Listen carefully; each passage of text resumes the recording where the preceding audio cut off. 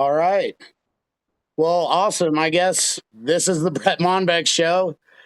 Somehow got Brant Moore on here. Super nice. You did on an hour's notice. You're just the nicest dude ever. I appreciate you. I'm a big fan. You want any shout outs and plugs right off the bat? I definitely want to support what you want. First, thanks for asking me.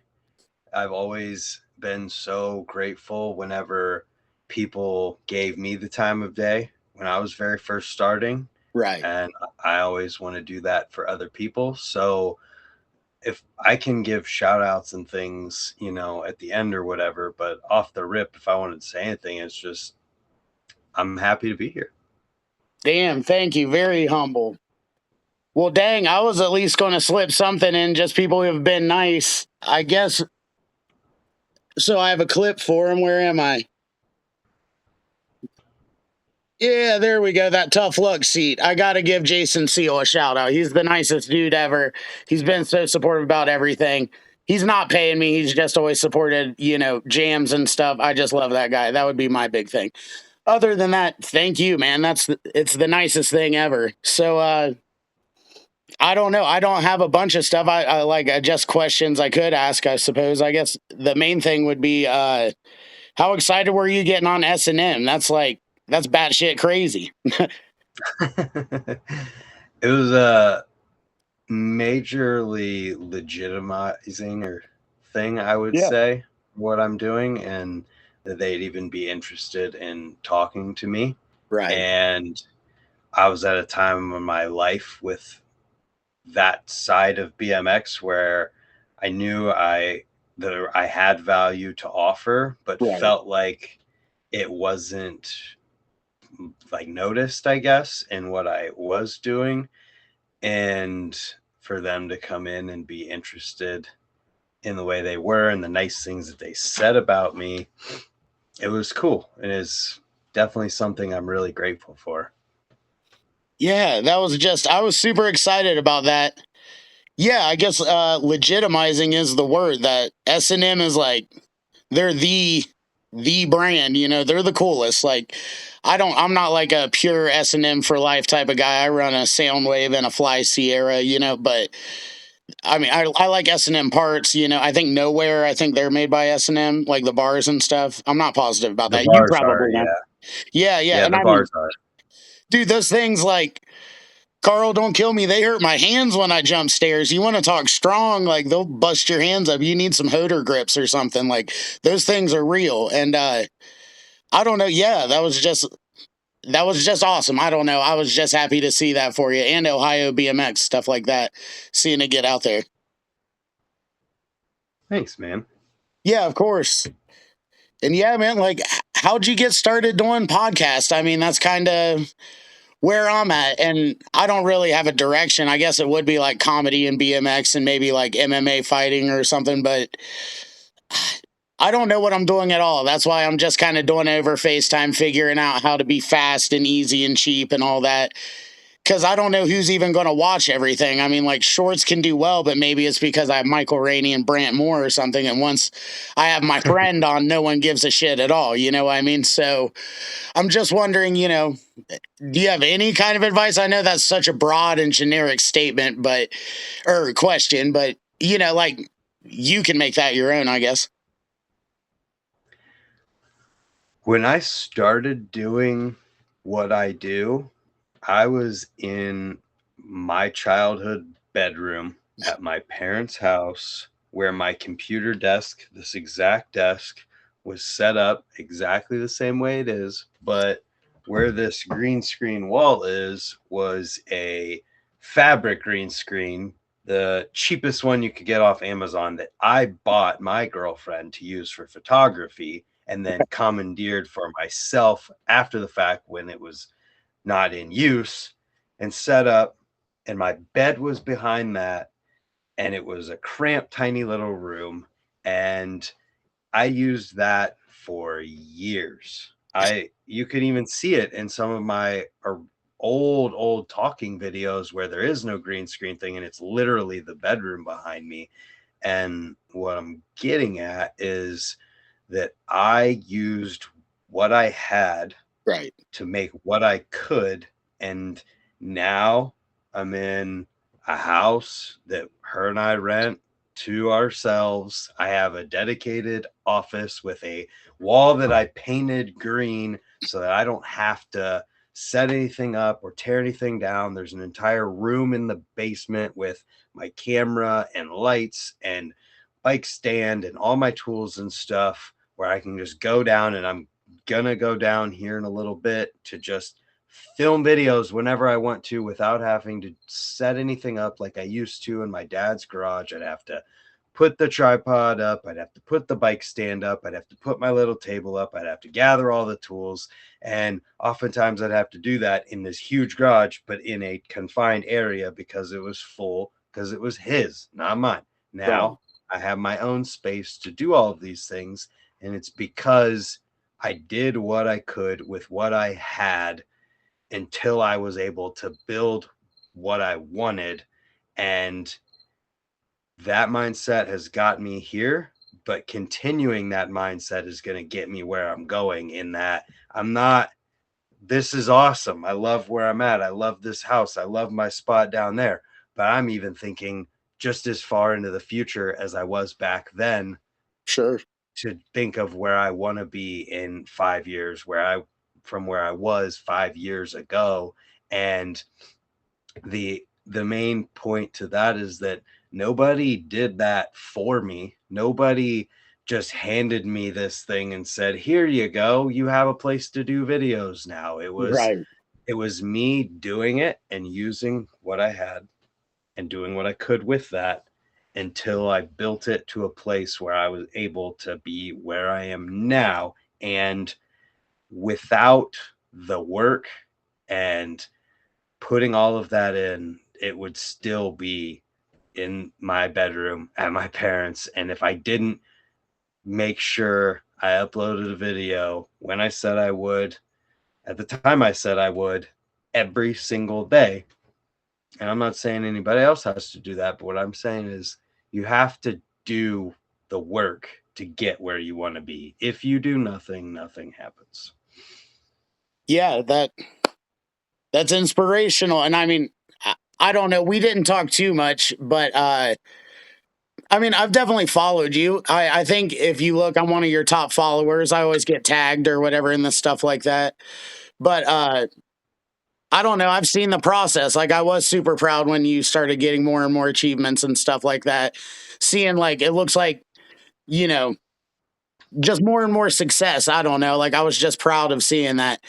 And then yeah, I appreciate you just giving me that. Sometimes I feel guilty just right here where I talked to Mike Rainey, like an established comedian, was asking him a bunch of stuff, and he just gave me the most free game ever, you know? And then I'm asking you, and like that was huge too, because I don't know much, but from fighting and stuff, I learned you just kind of have to jump in and suck. And like at jujitsu, there's nothing you can do. Like the girls are gonna beat the shit out of you. You know what I mean? Like no one gives a shit. Little skinny nerdy guys are gonna leg lock you. And you just have to suck for 2 years or whatever. And I'm kind of taking that to comedy, to podcasting, to other stuff that like, and I wasn't good at fighting, you know what I mean? Like I was always the funny guy, and I'm not good at BMX necessarily, you know what I mean? Like I'm good for a really big fat guy, but like that's about it. But I know I got to suck at this. So it was like, I got to jump in and just start recording and doing whatever and quit thinking about it and quit. Everyone's going, dude, you need to have a podcast. You're a talker. You could talk to anyone. And I go, yeah, yeah, yeah, yeah, yeah. And that's cool. Everyone thinks of me or whatever. But then eventually I'm not doing it. I'm still not doing it. So I'm jumping in, and I appreciate the generosity of established people like you and, you know, Mike Rainey, other people. I might be having a rail god come on named Brian. I guess I'll say that much. You would know, but I'm not going to say a whole lot. Like I would love to, you know, I'm getting very lucky with people so far. And if you couldn't tell, like when I first, like kind of that first video, I was nervous. My hands were banging and shaking. And that's it. It's fun to be new and scared though. So I mean, I am enjoying that. I am like enjoying like the white belt experience in a way. And so that's it. I guess like because you are I don't know enough to even know if I'm like insulting or anything. So please don't take anything as an insult. I look up to you, but like you're like an influencer in a way, you know, like you ride, you have legitimized skills, but yeah, I mean, you're posting every week, stuff like that. I mean, I've watched your YouTube videos before I watched your podcast, you know, like that's how I found you, especially Mhm. 2020 when, you know, everyone got back into it. You know, I'm old, I'm 38. That you know, I skated and it was like, man, I kind of so much wasted time. Like I still skate and I love it, but just my body type. I grabbed the handlebars again, went, oh God. Like, I mean, I double pegged like my first day, you know, and it was Mhm. like, I just have been in love again ever since, you know, like I was when I was a kid riding a, you know, a DK or whatever. So I guess what I'm asking is, what are you? And how do you do it? What do you do? You're posting every week, posting every day. How do you do it? What do you do? I guess. I look at myself as a bike rider. Right. I primarily I am wholeheartedly 100% in on BMX, and I'm a bike Right. rider, and I ride and dig at the trails all summer long. I Hell ride the skate park all summer long. I'll go to Rays in the winter, and I could try flatland, could do a flat ground decade. Vert scares the crap out of me if I'm being honest, sure. but at the same time, I'm also filming edits of myself and other people, Hmm. covering contests, covering events, holding my own events. I've judged events, and I've done I feel like I've done everything there is to do short of owning a company or being like an actual team manager in the BMX world. So I that's why I call myself a bike rider, in that Yeah. I just want to do everything and anything humanly possible in the BMX world. As long as it's related to it, I'm in. I've helped design parts. I've gone through, I feel like genuinely everything that there is to Yeah. do Yeah. about, made my own t-shirts and all this other stuff that I can't even think of off the top of my head. Worked with giant companies like Ford, and I've worked with small companies.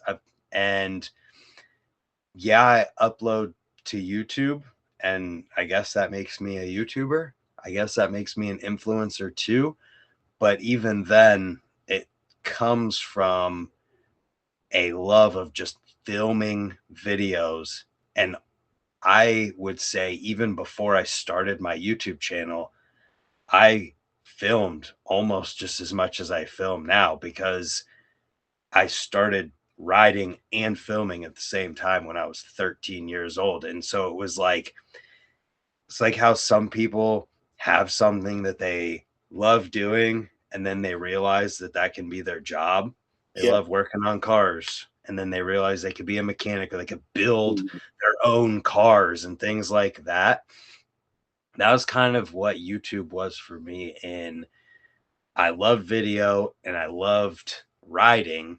And then I remember being in a meeting for a school tour or a visit for a college, because I thought, because I was good at drawing, that that's just what I was going to have to do with my life, because that was the one thing that I was good at, that I could bear feeling like, okay, I guess I could probably do this. And then I was in this meeting, and the lady asked me, What do you like to do outside of drawing?" I ride bikes and I make Mhm. videos and stuff. And I remember her saying, you can do that, right? Now, what? And she was talking about video, of course, the Mhm. idea of making videos for a living.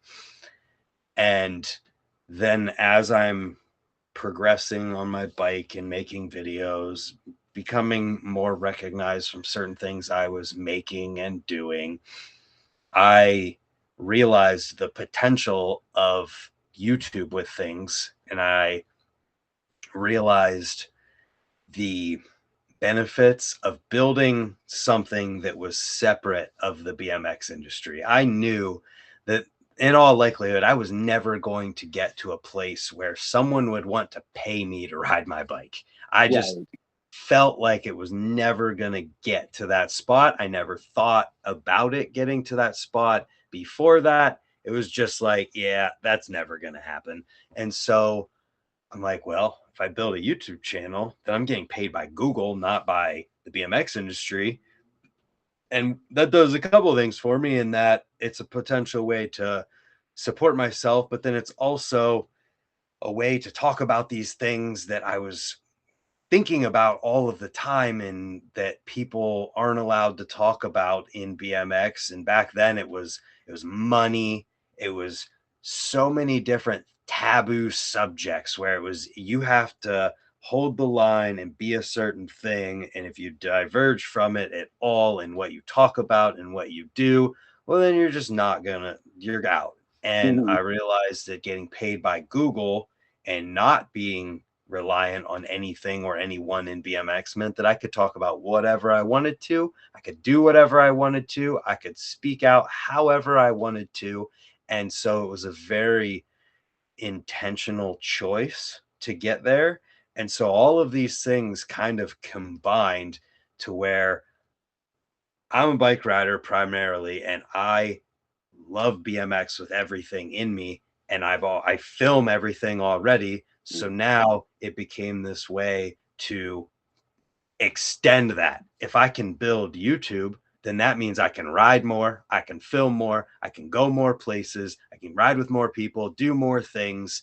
And then slowly through that and learning how to build that, I started to develop doing how-to videos and videos that can help people. And it at first it was a simple reasoning of, well, to have success on YouTube, these guru YouTube people say you should have a schedule and you should upload on a consistent basis. And so I'm Mhm. like, okay, well, then I'll have Mondays be whatever. And then I'll have Tuesday tips so I could talk about how to work on your bike and stuff. And it literally just was a way to fill another day, and I was doing them as easily. And then as I started doing them, I started seeing other people's videos a little bit here and there.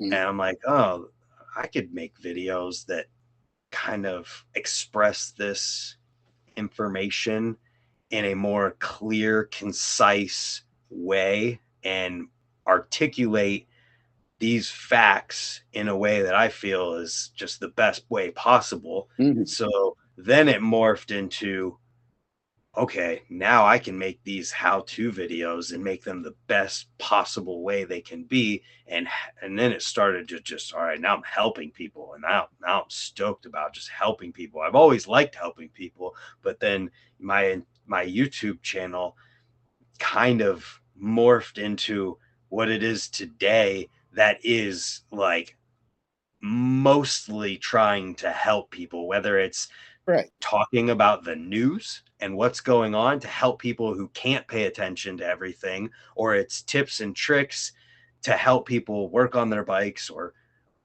do tricks on their bikes, or it's videos like one that it's going to be coming out at some point here in the near future where I met a guy at Ray's who was a supporter of my YouTube channel. And when I was talking to him, he's like, yeah, I'm 49 years old and I started when I was 48 years old. And your videos helped me learn what to pick for my bike and tricks to do on my bike. And I was like, hold up, this needs to be a video. And so like this is me now seeing someone like him and the benefits he's seen from what I've done.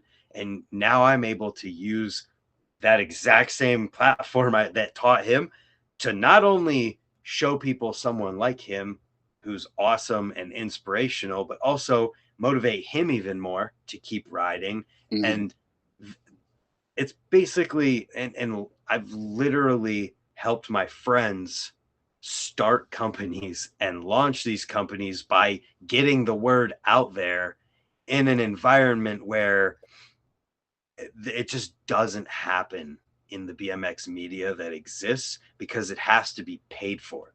And I recognize that if I built the channel where I'm not relying on BMX as a income, I'm relying on myself, my work ethic, and Google, and I can talk about whatever I want to, that I can build the platform that I can then use to help even more people and help circumvent this weird pay to play environment that exists where it's just that much harder when you're gatekept by money and not anything. And that's purely it, because Yeah. the people who run those things have to make money to survive.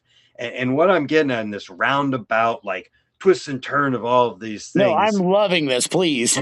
well, what I'm getting at with all of this and going all over the place with it is that it all comes from a love of BMX at its core. And yeah, I'm a YouTuber, and yeah, I'm an influencer, but it all is from being in love with BMX and wanting it to be every single aspect of my life, so much so that I built this and everything I have to be that thing.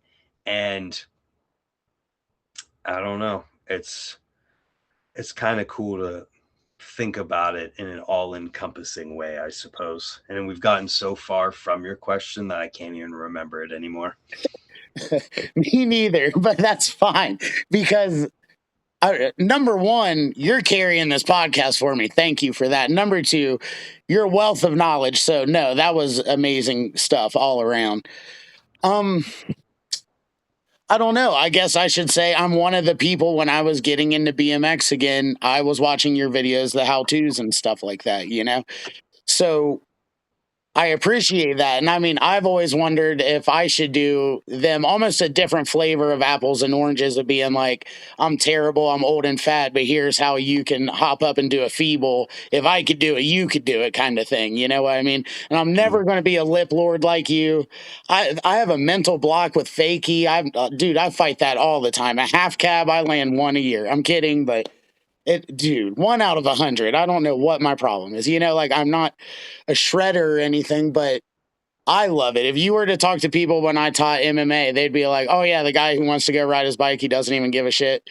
You know what I mean? Like, and I was like skating before that; it was much the same, you know. But I don't know BMX. I don't know why I love it because I don't necessarily fit in. Like, there's a lot of trail guys. Now, this is southeastern Ohio. It's just kind of a different vibe by West Virginia.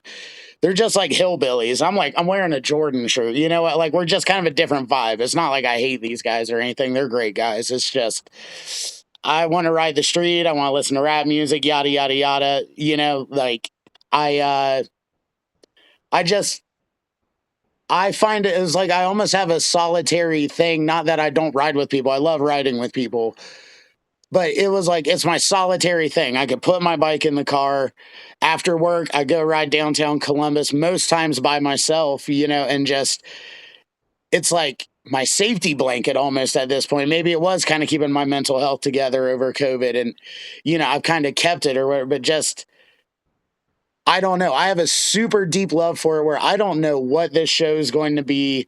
I don't know. I'm trying to be a comedian, you know what I mean? But I love BMX and I feel like more than a lot of people who ride all the time. Like I ride every day. I ride in the cold. I'll just go pedal sometimes because I'm so beat up from work. I don't want to jump or anything, but I'll just pedal around and like try to find a new spot or something like that, you know? And like I'm just learning. I just fractured my tibia grinding down a rail and, you know, hesitated and clipped a peg. And I was just grinding down rails and now I'm kind of getting stuff back.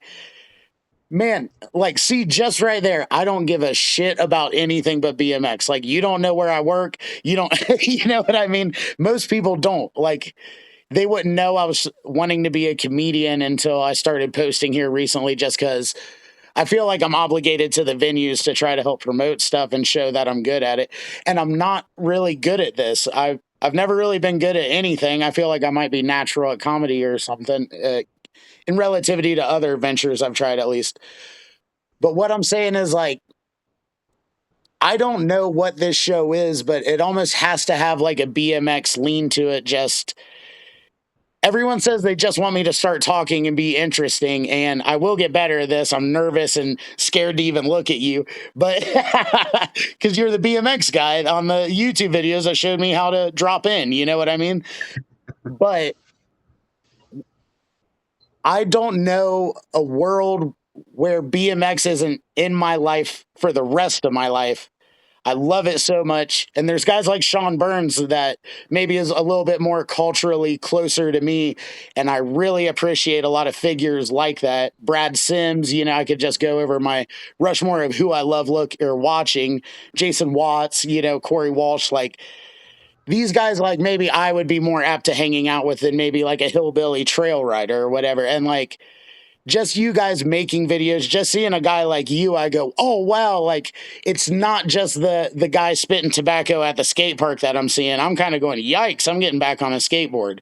But just seeing a bigger world of BMX and like you showing the news, I could just check your venue and go, oh, okay, I could just watch Unclicked and go, okay, I can kind of see what's going on and pick the video I'm really going to spend time on, the Odyssey video or whatever. But I appreciate you guys making the world a little bit smaller. I'm in the middle of nowhere, you know, Athens, Ohio, that we're very spoiled. I know you come here, dude. We have a sick park. We've got that giant bowl over there by the Cannabis Museum that has a sweet wall on it and stuff like that. We're very spoiled. And I know that. I'm a street rider and I can ride 12-foot bowls because it's just the Hesh law around here. You got to just kind of ride some concrete around here.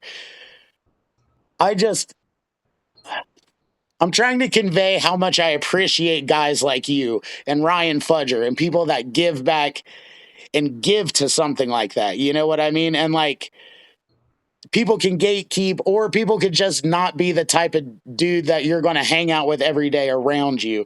And you guys just showing like you look like you're in Taking Back Sunday. No offense, you know what I mean? Like I look like a white rapper. It's cool. You know what I mean? Like but you don't look like the dudes who ride around here per se. You know what I mean? So I went, oh, okay, well, let's hear what this guy has to say. And I go, oh, there's a different world for this. Like I saw who else? Like Panza was doing it for a while, and I went, oh, okay. And it kind of let me see as maybe a child would or a teenager, you know what I mean? Like I kind of had to go at it at a surface level because other than a guy like Sean Burns or yeah, Brad Sims, some of these older guys like who I didn't know who Corey Walsh was. He started writing and just blew my. I go, I didn't know you could do like it didn't even make sense what he was doing, you know what I mean? And like that all came and all this shit that I found came from your YouTube videos, you know what I mean? So thank you. And if you are, you know what I mean? And like, I'm not even trying to be a pro BMX or anything like that, but you have affected my life in a super positive way. You know what I mean? And maybe you don't know that you're making videos for guys with like, I mean, Brazilian shit on their knuckles tattooed. You know what I mean? Like, I don't know. Like, you could be wholesome and still reach a way broader audience, you know? And like, I'm just happy I'm happy you found success because maybe when I was watching in 2020, I mean, you were successful compared to what I am, but it seems like you've grown a lot in these 5 years. You know what I mean? And like, I've just been happy to see the growth. And is there like, have you been experiencing growing pangs or anything like that? Like, I don't know. And maybe it is just you invested more money and it's not like I haven't been following how many followers you have or anything, but it seems like maybe you're just way better at it after 5 years of practice. I don't know, but just everything seems way more polished, way more everything. So yeah, do you have anything for that? I'm not the best at asking questions, man, but you know, you're great at answering. Well, earlier you were talking about jumping in and not knowing what you're doing and all of this stuff. And everybody sucks at everything when they Yeah. start. And I sucked at this when I started. I have the original video that I made talking about how to take tires off without a tire lever, I think, or it was either that or it might have been how to use a zip tie as a truing stand on your frame. Yeah. And I vividly remember sitting in my parents' living room, waiting until no one was at home, setting the camera up, and feeling more anxiety and more nerves and that hot feeling inside where you feel like you physically can't open your mouth when I pushed that button and started recording. And it's still, even to this day, there are times where I'll be at a skate park and there'll be a mom and her kids, or there'll be somebody there riding, and I will halfway hide behind a ramp to talk to my camera because I still get nervous and I still sometimes hate talking to the camera, but I've been doing it for over 10 years at this point. And if you do anything for 10 years, I have over 4,700 videos. Yeah. When you do anything that much, you're going to get better at it. And so that's kind of the message to anybody who's thinking about trying anything, is that you're gonna suck at first, unless you're naturally gifted at it, which then awesome for you. But most people aren't going to be great at something at the beginning. But if you're that much in love with it and dedicated to doing it, then it's not it's not how do I want to say this? The journey of getting to the point of being good at it isn't work, because that's not the part that matters. You're trying to get to a certain place. And in my experience, it's easy to get caught up in trying to get to that place. And that's been me. I talked earlier about this wall with the green screen and the room downstairs and all of that. And I'm lucky that I didn't hyper fixate on, well, I don't have the room with the green screen wall and I don't have a dedicated space to film. So I got to wait until I have it to be able to do it. And there's that aspect of not worrying about whether or not I have the right stuff. Still to this day, I film all of my videos on my phone. Okay. And so I guess what I'm getting at is that it doesn't matter what you're using. Doesn't matter how good you are when you start. Even if we're talking about riding bikes, or I like to say knitting, Yeah. or Yeah. getting good at chess, or anything that you'd want to do in life, because everybody sucks when they start and it takes effort to get better. When you truly love it, that effort isn't work because it's part of your journey to get there. And when you love the journey that you're on just as much as you love the destination, then you're always happy because you're always working, but you're not actually working. And you're just enjoying the experience of doing this thing. And the work is the side effect that helps get you where you're trying to go. And then once you get there, by the time you get there, you're not even fixated on there anymore, because there moved the goalpost 100 yards further, because there becomes the next step. And there is never an actual destination, just like tomorrow never comes.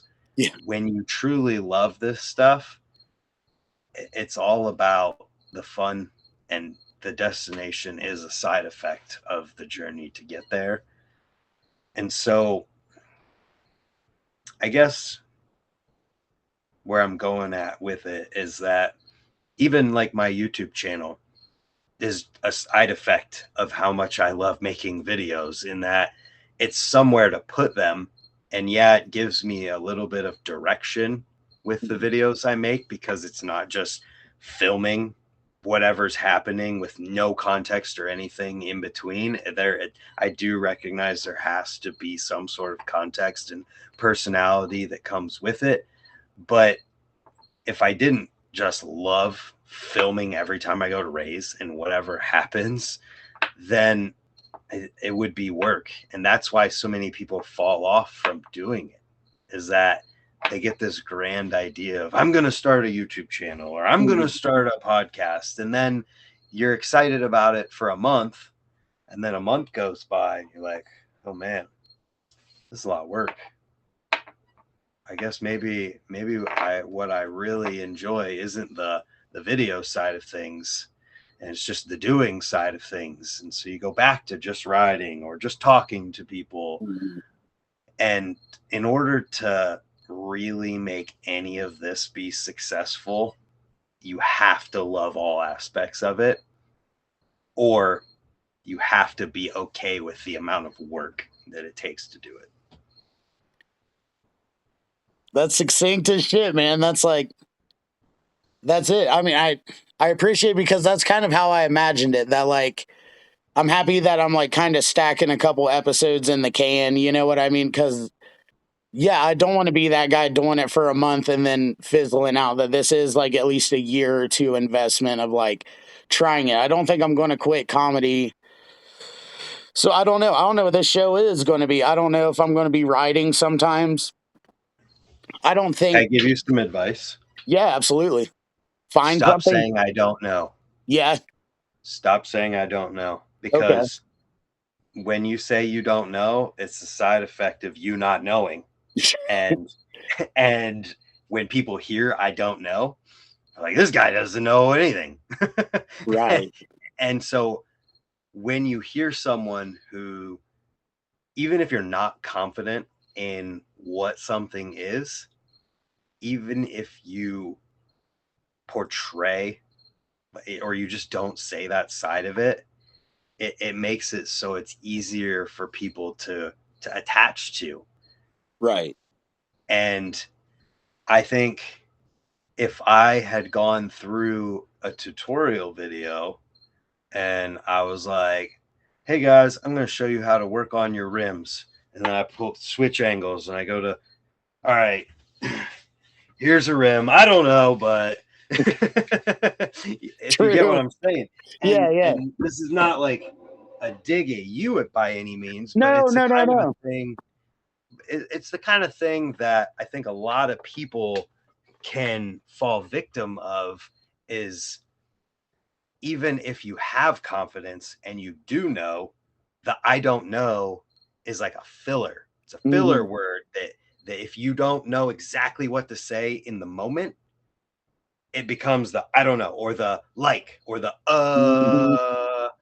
and I was lucky enough because I feel like everything in my life has been a sequence of events that have taught me how to deal with each moment and thing that I encounter. I was lucky enough that while I was in high school and went to a local college instead of high school, I had to take a speech class.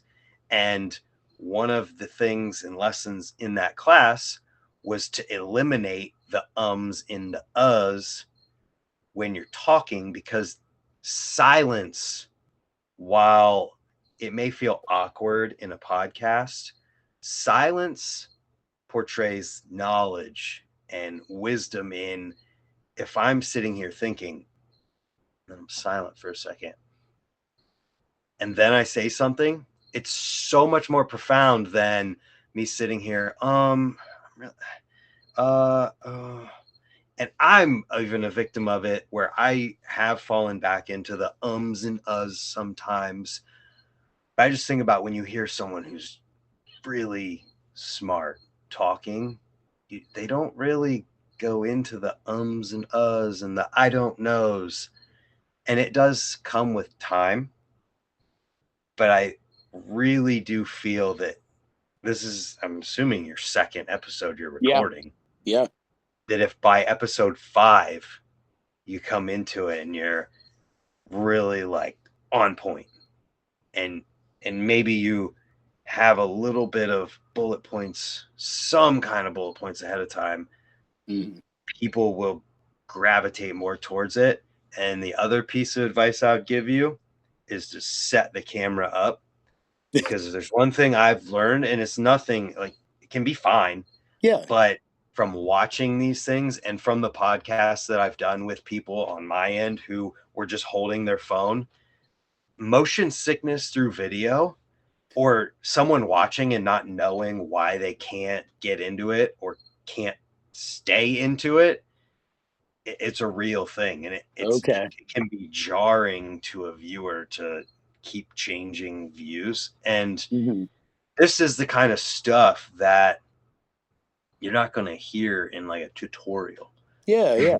You're not going to hear as much of this in the how to podcast, because this is the kind of stuff that people like generally who have had as much time and experience in something like this is why my videos, tutorial videos, are as good as they were, is that I took myself from being where I was at knowledge wise Mhm. to put myself in the shoes of a beginner.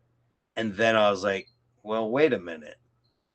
You need to go even dumber. I need to be able to show this video to a grandma, and a grandma watch this and be able to explain it to someone else. And so when people make tutorial and how-to videos, it's usually down to the beginner level where you just kind of assume certain things. Right. So I don't know if that helps or not, but I You just broke keep your rule, hearing dude. it. No, I'm fucking with you. I was just messing with you. Uh, no, that's great advice. And honestly, that's probably something that could carry over to a lot of things that I do. I'm definitely, uh, well, I guess just uncertain about a lot of directions, honestly. But yeah, then I think this channel might, or this show might have some messing around riding bikes and the interviews, and maybe I'll break it up. I mean, you're very kind to do long form.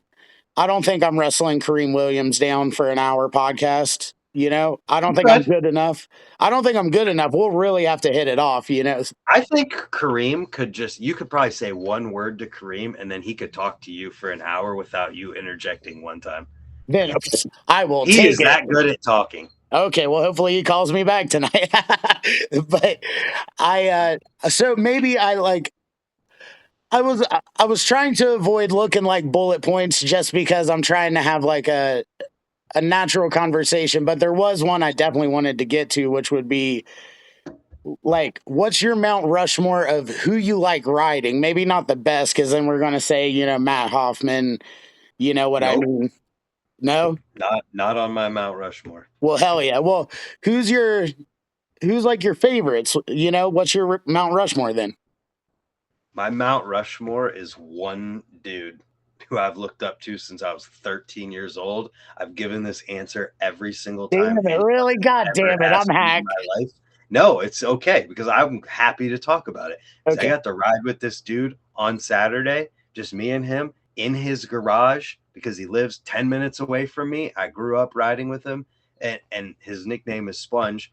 He's anyone who knows him, has seen him ride, or is around Ohio knows that Okay. he's the best rider in the universe. He could do anything anyone has ever done on a bike. And so I've gone ad nauseum about how much his riding has impacted me, not only his riding, but him as a person, and all of these different aspects. And so he's just the kind of person that we sit there and talk just as much as we ride. And then he'll ride and he'll do some crazy thing that probably no one's ever done before. And so I feel like people probably would get sick of hearing me talk about him at a certain point, but I wouldn't be who I am or where I'm at in BMX without him. So that he's my singular Mount Rushmore person. Damn. Well, Sponge. I guess I will have to check him out more closely. I've definitely like. It's not. I can't say I've never heard the name. It's probably from your videos, honestly. But Mm-hmm. yeah, and I think I listened to you on Canode Knows. I'm pretty sure. Did you bring him up then? Maybe. I'm sure Yeah, he because asked you that he question. did the Mount Rushmore, and I think we did a Damn it. couple different versions of it even. See, then I'm not going to do it. All You right. need, like, a Mount Rushmore of people you hate or something funny Oh, damn. comedy-wise. Think of, like, how to combine the comedy aspect. I Yeah. know that no one's gonna wanna sit there and name names of people that they hate, so that might be a bad idea, Okay. but I'm sure there's something that you could come up with that's related to comedy in some way, and, yeah, when it comes to YouTube, if you can be unique but also reach a very specific audience at the same time, YouTube does like that. Okay. Well, damn, am I keeping you forever? Like that, dude, you have been No, so generous with your time, man. It's that's the thing. And that's what I was trying to allude to earlier in that people have given me the time of day. My third podcast, I mean, I could pull it up right now. If I go to my channel, my podcast, 98 episodes. I guess this doesn't fully count. My very first More BMX podcast was Moeller, but that was deep into already doing Yeah. podcasts, but not calling them podcasts. Right. Oh, let's see. I need to. Nope. I gotta figure out how you even find what I'm looking for. It's on my channel. Content. I'm trying to talk so I don't have dead air. Talking. Okay, so, geez, I've done 400 different talking BMX things. That's crazy. But the very first time I brought someone on to do an interview, I mean, I guess I probably could have went through the more BMX stuff, but I had Montana Ricky in here a bunch. I did Ooh. something with Nina, Charlie Crumlish, Patrick Kelly. If I go into my actual podcasts again, when I very first started this podcast, I had Rick Thorne on as number 4. Whoa. Hey, And that's a then good one. number 9 was Shane Fernandez, the Okay. president of USA BMX, and Kurt Schmidt, Lee Ramsdale. So I had all these Whoa. people who are industry Mhm. figureheads and company owners and brand managers who a lot of them didn't know who I was, but gave me the time of day. And so that's why when someone like you reaches out to me, I absolutely want to give the time because one, you never know what's going to help yourself, but also, like, what kind of asshole would I be to hear you and you're stoked for trying to talk to me, just another person, and be like, nah, sorry, you didn't even start your podcast yet. Why would I do that? No, that's Yeah. just a dumb way of thinking. Well, but shit, man, how many con men are there? I was like, hey, I don't even have shit to show, but do you trust me that I got some cool people doing it? I Anyway, mean, you you could know, never even release this and it's not going to bother me sure, because sure. I'm just here to try and help. It's that Yeah, simple. yeah. Well, I appreciate that. Well, is there anything you want to plug? Are there any shout outs you want to do? Stuff like that? Yeah, Carl Hinkley at Nowhere BMX. Same. Such a What a guy. such an awesome dude. And Alienation BMX, I've been working with them for over 10 years. Same with Carl at this point. 10 years is crazy.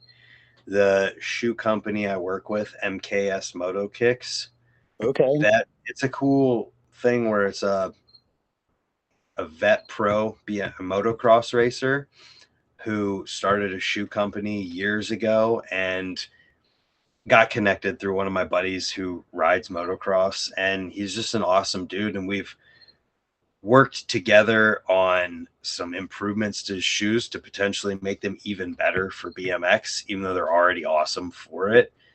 And it's just a good dude. And everyone that I work with in that capacity is so rad. And like I've worked with Park Tool for Jesus, almost 10 years now too.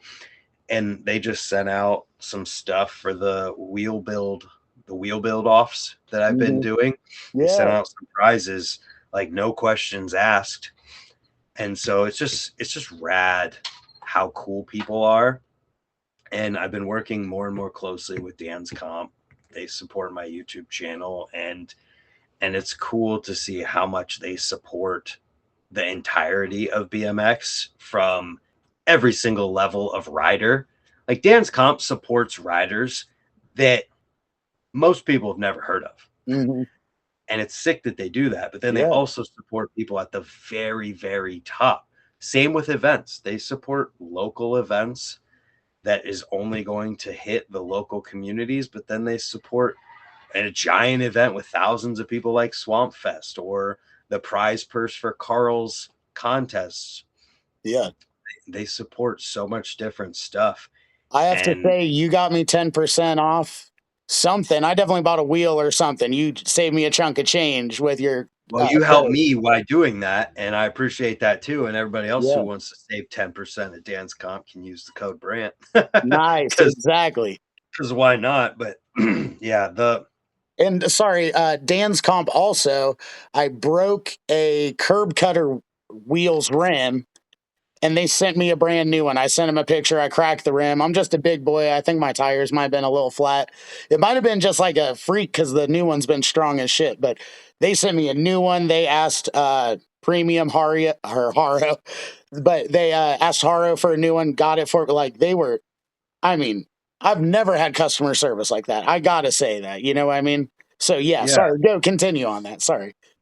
no big deal. Yeah, and I just appreciate their support as well. It's just the people who continue to have my back in a meaningful way, and people who watch my stuff, and whenever I make controversial videos, the people who listen objectively and don't just get mad, Hmm. and the people who really understand that I'm truly just trying to help, and that I'm never just sitting behind a camera at my desk just bitching, is Right. always presentation of something that feels like a problem, and then how do we fix it. It's always attempting to be productive in things, and there's so many people who have my back in so many ways. And then just the people who watch videos, honestly, the people who are just there, and the people who decide they want to be members on my channel and support me directly for what I'm doing. And then other things like I have going on with my mug club and t-shirt thing, where it's a subscription thing, and a bunch of people have signed up for that. And it's super cool because that has allowed me to continue supporting artists in BMX, because it's based in that. Hmm. Different BMX artists have done the artwork, and every month a new piece of art from a BMX rider comes out, and you get it on a mug or a t-shirt. People signed up for that. And so there's a ton of different avenues for things that I could sit here and I would sit here and list every single person. I would sit there and do that before I would do like talking about myself and Right. anything like that, and just appreciative of the support, and also just trying to help people as well. So that's my main goal in everything that I do. Damn. Well, Brant, it shows really. Number one, just I mean, you've been nothing but nice to me. Like before this, the camera's off. You're a really nice guy. You know, I mean, you don't just turn it on like a weirdo or anything. You know, Well, I, yeah. Go ahead. Sorry. that would be another piece of advice I would have for you and anyone else who's thinking about doing anything like this. Be the same person on camera as you are off camera. And if there's anything that you would hide, that means you should probably work on that with yourself anyways, if Yeah. you wouldn't want people to see it. And that is entirely who I am, is that I'm never turning it on for the camera. I'm never cranking anything up just to make sure it's good video, or whatever the hell you'd say. Like, I don't Yeah. even know what you call it, because I don't do it. But it is I firmly believe in BMX, especially, that people should be so authentically themselves that they push whatever they're doing to that level of someone wanting to support it in the riding and the tricks that people do, or the things like a YouTube channel or a podcast or a product or anything like that. If you are just 100% you with no compromises, then that's no one else can do that. No one else can do it better than you can. And so that means that you inherently can create the value through a product or a YouTube channel or your writing or anything like that, that would make someone else want to watch it, be a part of it, buy the product, whatever it might be. Okay. And then, gosh, I guess to close, can I plug BMX companies who have supported my jams and stuff with your face here and hopefully get them a clip? Do you mind if I do that? Sure. All right, well, let's go. Carl at Nowhere, the nicest guy ever, supported my last jam. These guys don't know who I am. I suck. You know what I mean? And like just all the support I've gotten is insane. Again, wait. I got that stem right there. Oh, bare knuckle. I got number 48. I was an early adopter. I got the bars on my, or the Tuck You bars on my Soundwave like you. I didn't put that bike behind me. I felt too stupid calling you with a bike I stole from you, kind of. Um, You should have. That would have been awesome. I know, but I was like, oh God, I'm gonna kiss his ass too much. Who else? Obviously, Jason Seal at Tough Luck BMX Clothing. The new seats that look like a Harley Davidson thing, or hardly a Davidson, are so cool. You know, he's been, I don't know why this dude has been so nice to me and supported everything I've done. He posts me when I'm doing a terrible little Smith on something terrible and small. He's just so nice. Like, I love that dude. He's Sean awesome. Burns, yeah, Sean Burns at Bone Death has supported me, and he's just been nice to me on Facebook and stuff like that. Animal Bikes, Joe Miliotti got me a lot of stuff. Or Miliotti, I don't know. I don't know. That's probably right. I But think Joe, that was correct. yeah, the legend, right? The half bar guy. And Mhm. oh God, I'm gonna forget someone. Oh God, Bobcat Bikes in Athens, Ohio. Tim, That bike shop. yes, yes. Oh my gosh, I would have jumped off a building if I forgot. Tim is my guy. Like, just laced me up a new wheel. He's the best. He rides. They're saving everything in this town. There's nothing else. He's going to take over the jams because I'm kind of an asshole, man. And I'm good at getting sponsors, maybe, but some of these guys, they'll come up and they'll say something stupid and I'll chirp at him and stuff. And Tim is the sweetest guy ever. He's the best dude, best mechanic, just Bobcat Bikes in Athens. I got to say that. And thank you for letting me do that. Honestly, I have a brother. Thank you. question for you. Yeah. You do comedy. Yeah. You know Kill Tony. Yeah. Have you ever thought about what you would do if you went on there? Like your 1 minute bit? Maybe I don't know. I might try to do a couple things fast and uncharacteristic. I follow Frank Dement, who's kind of famous around here from Kill Tony. I follow him around. Like, I'll be following him around tonight to open mics and stuff like that. I've thought about that. I don't know. I think I would just move fast and do Mitch Hedberg and not be my usual wordy self. I just was hoping you'd have something short that you could do right now to make me laugh. Comedy, like a two Uh, minute bit. well, I would like to get ahead of the story that I was on Epstein Island for a while, but I was only 10 years old. And on my 11th birthday, I should have let that breathe. Huh? On my 11th birthday, I got kicked out because I fought Bill Clinton and Donald Trump in the same night. Is that pretty decent? I mean, I was it's going to pretty try that funny. tonight. I'm trying that on you That first. that's kind of funny. All That right. is All right. super funny. I actually that's a thing Sponge and I have talked about before. It's like, what would we do if we were on there? Yeah. And I had sort of one. Well, I would, oh, Uh, I'd be honored. I haven't fully put together how I would present it, but you already know, being a BMX rider, that us as BMX riders travel the whole world and travel the Mhm. country and everything. And so we were on a trip in Kentucky.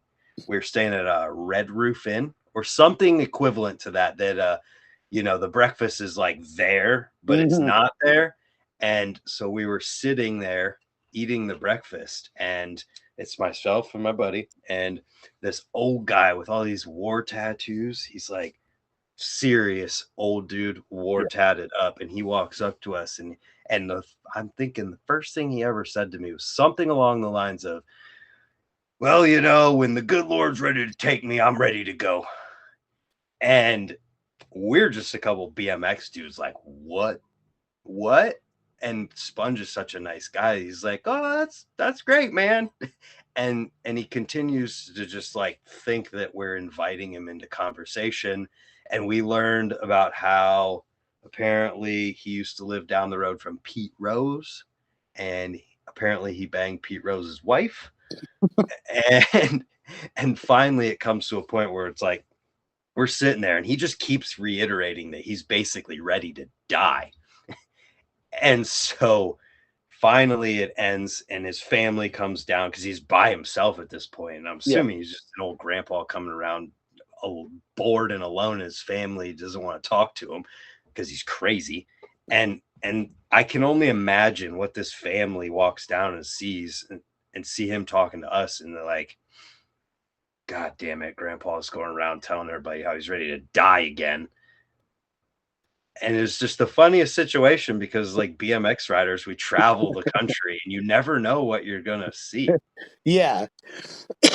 Oh, I definitely have some clips in the street where it was like I don't know if it would seem insensitive to like homeless people or something. Where like I've got some serious hijinks with some Oh wackos in my the streets, god. you know. You know what you could do if you're trying to do comedy stuff? Homeless people would laugh at jokes, right? Do comedy for homeless people Yes. and film it.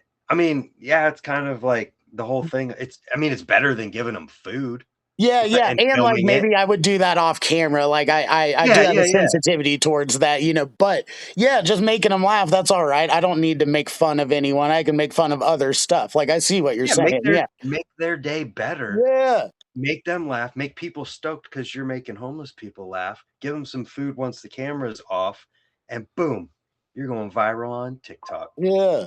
Hell yeah. Because that's like I don't know if you could tell, but I mean I'm like they're probably not going to be fast to jump on me. I'm probably safer than a lot of people, and I'm used to these back alleys. You know, like that's where the best spots are. You know, and I'm going in the middle of the night. You're you're pretty smart, man. I'm telling you what, you're full of good ideas. I'm just saying it'd be pretty easy to walk up to them like, "Hey, you guys like comedy? Yeah, you like to Yeah, laugh? I'm sure this sucks out here. Let's yeah, laugh." yeah. No, I think that's brilliant, dude. Boom. So don't release this till you have a bunch of those filmed too. Someone will take that one for No, sure. yeah. I want a handful in the can for sure. So yeah, it might wait. Yeah, yeah.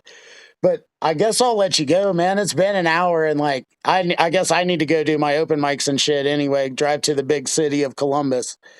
But There you go. yeah, there's no point in plugging my dates or anything. But just Brant, I appreciate you, man. I'm gonna find how I can support you with the mugs and stuff like that. Like you're the best, man. Just thank you very much, and thank you for showing me how to ride some ramps when I first started. Like you really are. I'm like, damn, that's that dude. Like it's great, man. You're the best. Thank you. Well, if I say anything, it'd be make sure you guys check out this dude's comedy. And if you're finding this randomly somewhere because of my face, click on who uploaded it, and there you go. Damn. Thank you, Brant, very much. Have a great day. I hope to ride with you soon. Come up and ride race. We'll have Hell yeah. fun. I will. Have a All good day. right. You too. See Bye. ya.